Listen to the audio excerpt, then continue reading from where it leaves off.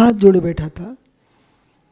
अचानक जंगल में मूसलाधार पानी बरसा और जैसे ही पानी बरसा सारा नील धुल गया और राजा साहब गीदड़ हो गए। और जैसे ही नील धुला यशोधर जी सिंह ने दहाड़ मारी, बोले ये कौन है? गीदड़ भाग गया बेचारा प्राण बचा करके। ऐसे मित्र आपको मालूम होना चाहिए। सुब्रसा दिल्ली से उस शर्मा जी, मनोज शर्मा, आप यहाँ आया करते थे पंचगढ़ में, जैन निशांत बुलाया करते थे नाटक में। उनके साथ बहुत सारे लोग। वो भैया बेटा ना, बेटा तेरे पिताजी क्या नाम है? हैं? ये जितेंद्र जी का जैसा चेहरा है ना, वो उनके साथ एक भैया ऐसे शुद्ध ज्यों का तो आप जैसा चेहरा भैया। वो देशभूषण कुलभूषण महाराज के पाठ में वो पिताजी बनते थे राजा। अब जब राजा बनते थे क्या सुंदर चेहरा दिखता था, वो बड़े सुंदर चेहरा दिखता था वो भाई का। अभी भी आते रहते हैं। लेकिन एक दिन जब पाठ करके बाहर आए, सब मेकअप धो करके, ओ भगवान, मैंने कहा ये वही राजा है, वही राजा है मित्र। बाहर का मेकअप चरम की सुंदरता को ढक लेता है, न कि बढ़ा देता है। सुंदरता चरम की नहीं थी, वो मेकअप की ही थी। और जैसे धुलता है ना, फिर गीदड़ के गीदड़ रह जाते हैं।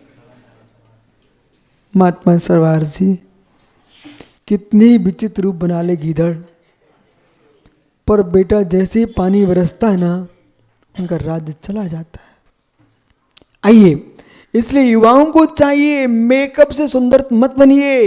यदि आपको आकर्षक बनना है, भक्ति सुंदर रूपम, जिनवर की भक्ति करो सुंदर रूप मिलता है। ओ मित्र, भक्ति सुंदर रूपम, जिनवर की भक्ति करो सुंदर रूप मिलता है। और ये मुनिवर की भक्ति करो तो ऐसा कीर्ति फैलती है। जिन्हें कोई नहीं जानता हो, तुम देखो जिनसेन भट्टारक को, इस देश में 14 भट्टारक हैं। आजकल वो जिनसेन नांदिनी का ही नाम चल रहा है। बोले क्यों चल रहा है? ये मुनिवर की भक्ति कर रहा, सो यश पा रहा भाई।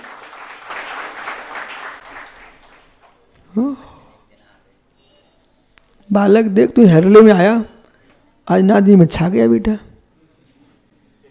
भक्ति सुंदर रूपम। और ईशा कीर्ति तपोनिधिषु, तपस्वियों की स्तुति करने से, भक्ति करने से यश की प्राप्ति होती है। और मुनियों को दान देने से धन की प्राप्ति होती है। फलत छाया भीवम बट बीजम, जैसे बट का बीज छोटा सा होता सोनू, तनक सा, लेकिन जरा सा बट का बीज तो विशाल हो जाता है और पर्वत को फाड़ देता है, उतना विशाल छाया देता है। ऐसे ही मित्र, एक ग्रास भी भक्ति से किसी ने, भव्य जीव ने मुनिवर के हाथ पर रख लिया, उसका व्यक्ति सारी दरिद्रता समाप्त हो जाती है। इस भव की भी, अगले भव की भी।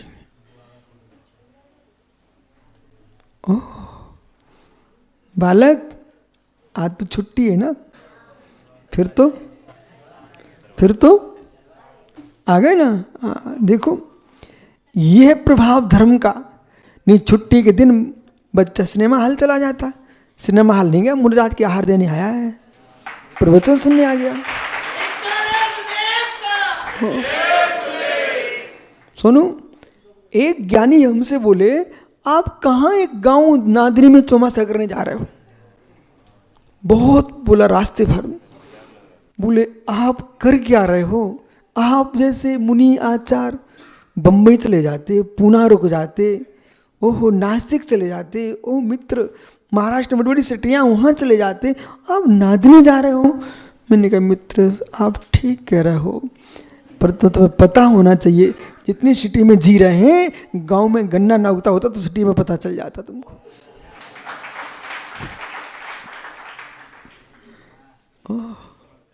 इनको पता ही नहीं बेचारों को कि तुम कितनी अपने घर में पुष्पों की माला फैल लो, लेकिन कीचड़ में ही कमल खिलता है बेटा। गांव में इतनी हीन भावना भर दोगे तो गांव गांव से धर्म नष्ट हो जाएगा।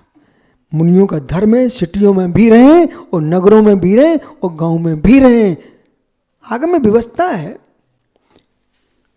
नगर में 5 दिन, बड़े गांव में 3 दिन, छोटे गांव में 2 दिन, और छोटा है 1 दिन, चातुर्मास है तो 4 महीने। ओहो, लेकिन ऐसा नहीं कह देना आप कि देहातों में देहात के लोगों को भी नियम कर लेना चाहिए। अपनी कन्या वहीं देना जहाँ देहात में ही, तो सिटी वाले अपने आप सुधर जाएंगे। ये तुम्हारी गांव की कन्या ले जाते हैं और अपने गांव में देते नहीं हैं, फिर गांव के बच्चे क्या करेंगे? समझ रहे कि आप? तो आपको भी मीटिंग कर लेना चाहिए गांव वालों को कि यदि गांव के लोग सिटी के लोग गांव दें तो हम भी दे रहे हैं बेटियों को। ओहो, आइए विषय समझिए, विषय समझिए। मुनिराज जो है किसी ऑफिस के नौकर नहीं होते।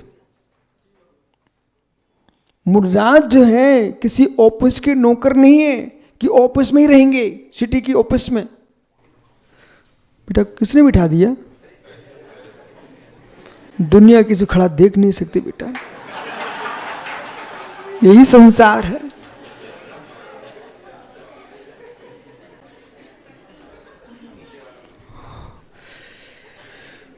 मित्र। क्या बोल रहा था? समझो, मुझे तो मालूम है क्या बोल रहा था। यानी मुनिराज जो है किसी सिटी के अंदर की ऑफिस के कर्मचारी नहीं है। मुनिराज सूर्य चांद जैसे हैं। मुनिराज सूर्य चांद जैसे हैं। मुनिराज बालक आपके घर के नल की टोंटी नहीं है, मुनिराज बारिश का पानी है। आपकी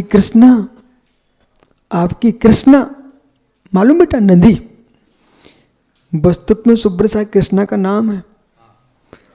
आपकी कृष्णा तो कहीं की ब्रह्मपुत्र, तो कहीं की चंबील, कहीं की यमुना, कहीं की नर्मदा, तो कहीं की महानदी, तो सोनू तुम्हारी ढसान। हे मित्र, आप जो है तो कहीं के बेतवा वाला कह रहा मेरी बेतवा का नाम मोल ले दो।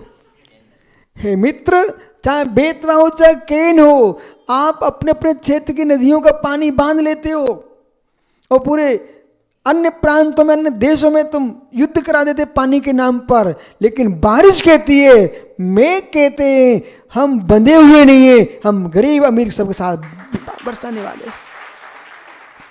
जैसे मेघों का पानी सर्वत्र बरसता है, ऐसे दिगंबर मुनियों को सर्वत्र विहार करना चाहिए। उत्तर हो, दक्षिण हो, पूर्व पश्चिम हो, गांव में भी विहार करो, सिटियों में विहार करो, सब जगह विहार करो, क्योंकि मित्र प्यासे हर जगह होते हैं, धर्मात्मा हर जगह होते हैं। अब बोलो ज्ञानी बुंदेलखंडी, इधर नहीं आते आप? ये बच्चे तुमको दिखते? बेटा इनको चेहरा दिखा देना, कह दो हम भी नहीं मिनात हैं। ओहो, धर्म है कि नहीं? धर्म है कि नहीं? सुबह से लोग, बच्चे बूढ़े सब घरों में धोतियां डालना प्रारंभ कर देते हैं, पड़गान करना मुझे। आज देखा मंदिर में कितनी युवा पूजा कर रहे थे अभिषेक भगवान का। यानी चल करण जी, ऋषभ, आपको तो ऋषभ देव के चरणों में प्रज्ञ रहना चाहिए यहां पर।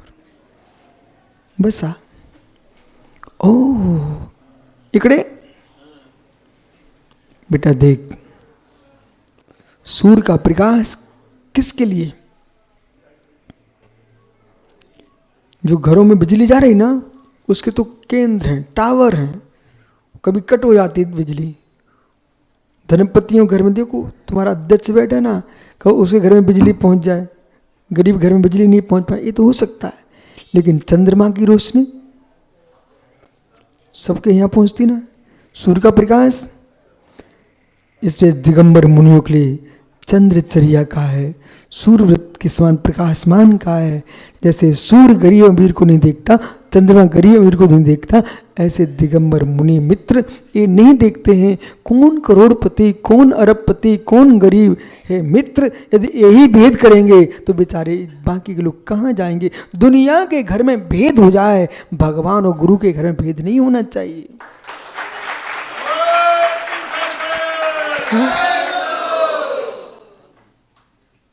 आपको भूख लगती है? ठीक है, ये प्रोफेसर साहब से पूछ के बेटा भूख लगती क्या? पूछ के, तू चिंता मत, जय जयनंद कर लो, पूछ लो। हैं क्या सांगा लगती है? अच्छा, वो तुम अपने मित्र से पूछो, मराठी में पूछो, अच्छा कन्नड़ी में पूछो, नको कन्नड़ी में पूछो, जोर से बोलना। हाँ, आप तो कह रहे कन्नड़ी नहीं आते, पर तुम तो समझते हो। हाँ, समझता आता ना, सही है। हमको भी समझ आता लेकिन बोल नहीं पाता। लेकिन बात ऐसी ना, पर इनको समझाने की समझ लेता हूँ। ईगल्ला, ओहो, इतना सीख लिया। जपा ಮಾಡಬೇಕು, स्वाध्याय ಮಾಡಬೇಕು, आहार दान ಮಾಡಬೇಕು, निर्वाण नहीं ಮಾಡಬೇಕು। आइए बेटा, भूख लगती ना सबको, गरीब को, अमीर को, ये सबको पता होना चाहिए।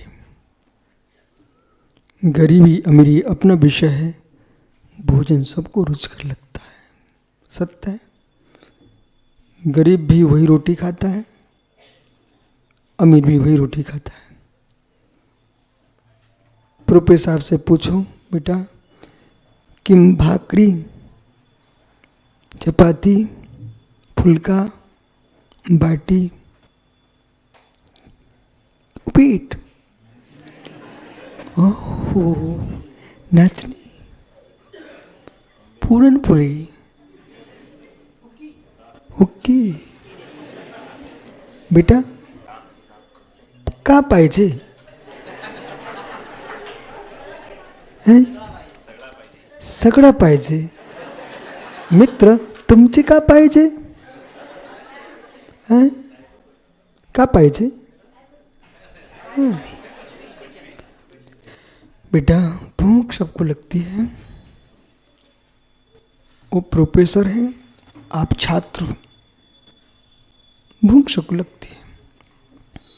प्रोफेसर विद्या से है, छात्र विद्या प्राप्त करने का है। प्रोफेसर का दायित्व है, जब आप भोजन करते हो तो बच्चे को भी ध्यान रखना चाहिए। किसान खेत का कहाँ गया भाई? किसान सागर कहाँ गया? मित्र चलो जिनेश्वर आप भी किसान हो, किसान कितना ध्यान रखता है। बालक बैल का पेट रोटी से भरता कि घास से भरेगा, सत्य है। फिर भी किसान इतना अच्छा होता है, घर से रोटी लाता है, यदि वो स्वयं खाता है ना, एक टुकड़ा बचा के रखता है, वो बैल को भी देता है। सच्चा किसान होगा तो जरूर देगा।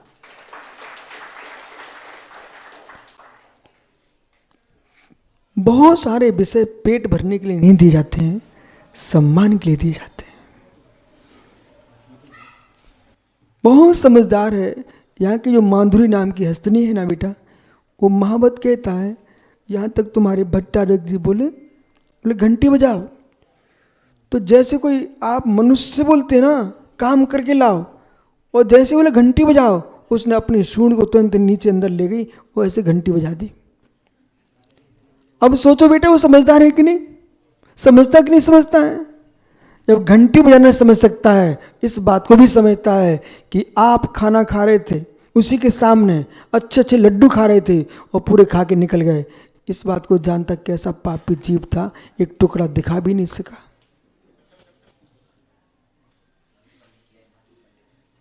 समझ रहे बेटा, इस बात को जानता है, हाथी भी जानता है, बैल भी जानता है, तो भूख सबको लगती ना।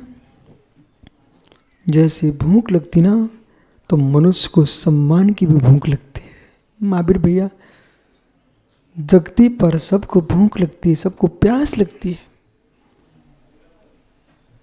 बालक लगती ना, विश्वास मानो, चाहे गरीब श्रावक हो चाहे अमीर श्रावक हो, भूख प्यास लगती है।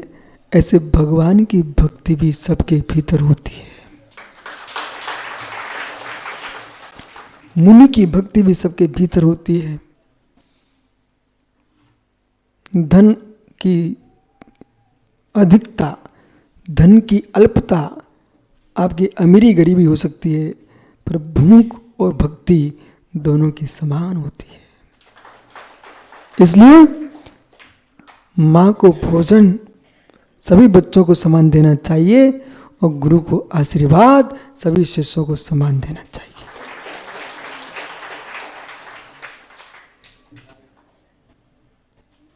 वो विद्वान आए, देखो सोलापुर से, विद्वान है, प्राकृत के विद्वान है बेटा, लेकिन उनने भी आके क्या किया, मैं पंडित हूं ऐसा बोला क्या? सीधे आए, नमस्कार करके जमीन पर बैठ गए। बैठ गए ना बेटा। अब देखिए, गुरु के आशीर्वाद के प्रति ज्ञानी अज्ञानी सभी का भाव एक सा है। इसलिए मुनिराजों का धर्म है, ये सूर्य जैसा जिए, चांद जैसा जिए और मेघों की बारिश जैसा जिए, समान व्यवहार। बहिरंग तप अंतरंग तप, जो तपस्या सूर्य के ताप में कर रहे मुनिराज, वो तपस्या एक अलग तपस्या है और सबके प्रति एक सा व्यवहार रखें, एक आंतरिक की विशुद्ध तपस्या है। कुटकुड़ी कुटकुड़ी क्या हुआ है? आप बैठ क्यों गए?